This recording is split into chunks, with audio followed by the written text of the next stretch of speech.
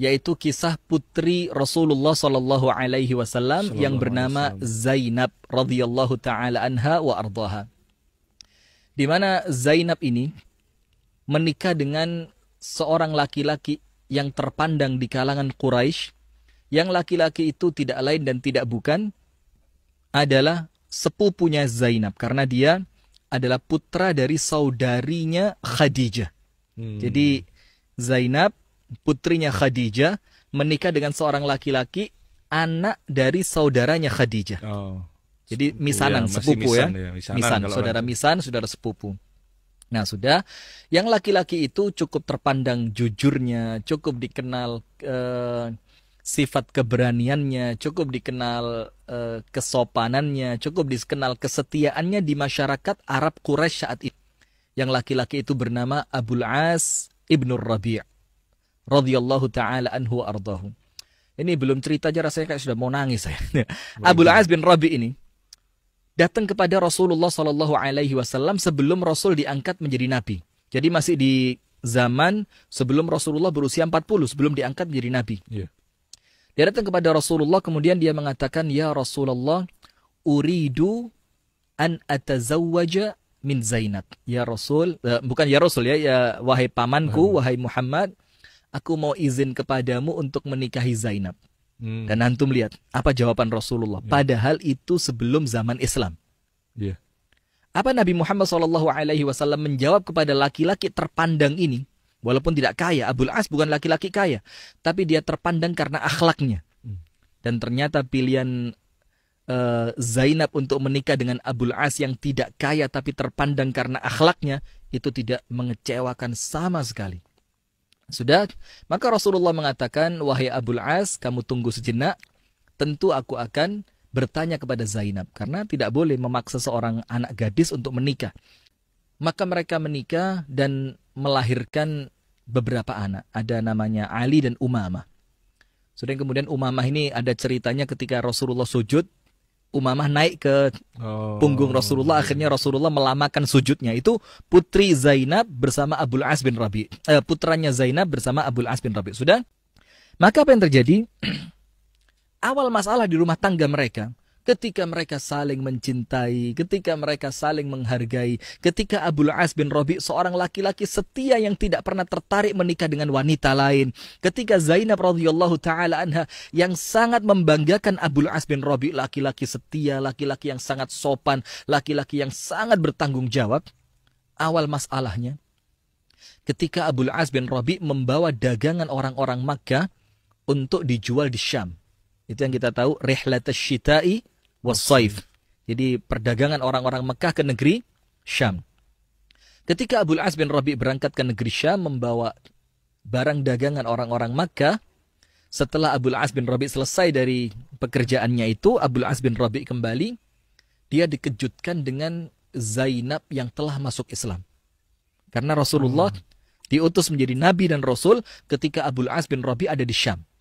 Sudah, ketika Abul As datang, Zainab dengan wajah yang begitu ceria menyambut suaminya. Dia ingin memberitakan suatu berita gembira dengan harapan suaminya akan ikut bersamanya.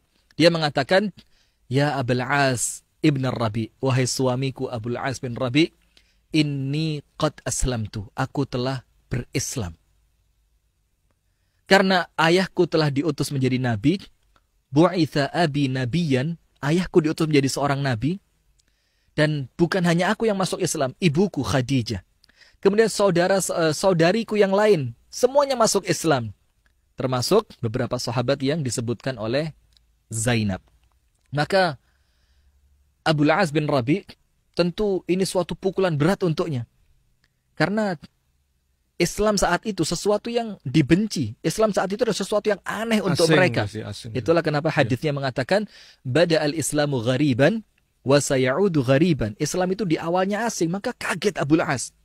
Maka Abul As mengatakan, lima la tukhbirini, kenapa engkau tidak memberitahukan kabar ini kepadaku sebelumnya, sehingga aku bisa menimbang-nimbang. Maka Zainab mengatakan, wahai suamiku, tidak mungkin aku mendustakan ayahku. Subhanallah. Ini menunjukkan rumah tangga Rasulullah SAW yang anak-anak Rasulullah itu menjadi anak-anak yang sangat percaya kepada ayahnya. Dan ini yang perlu dibangun di rumah tangga kita. Sudah? Apa yang terjadi?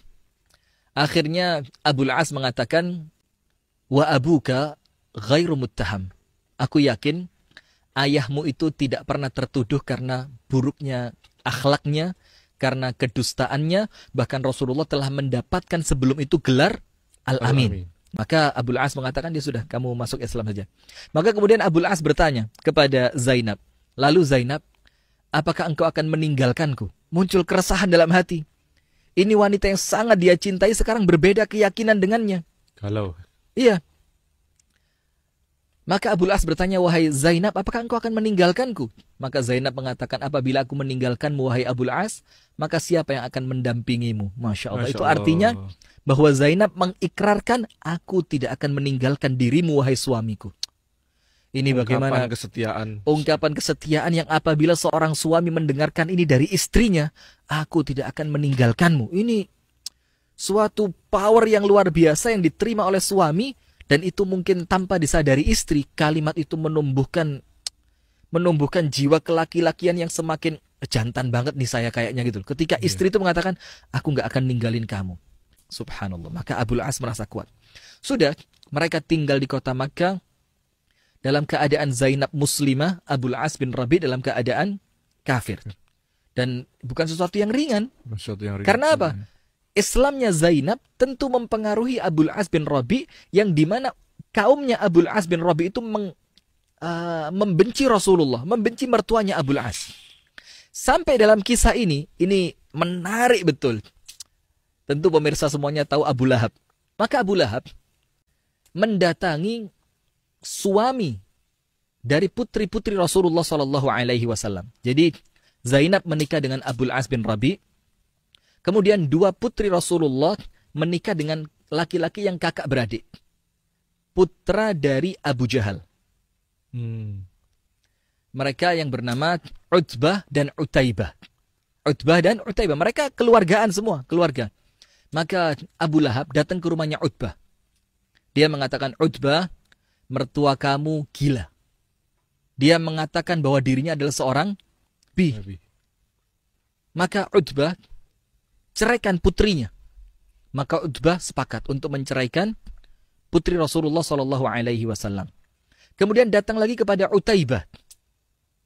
Datang kepada Utaibah, Abu Lahab datang mengatakan, wahai Utaibah, mertuamu gila.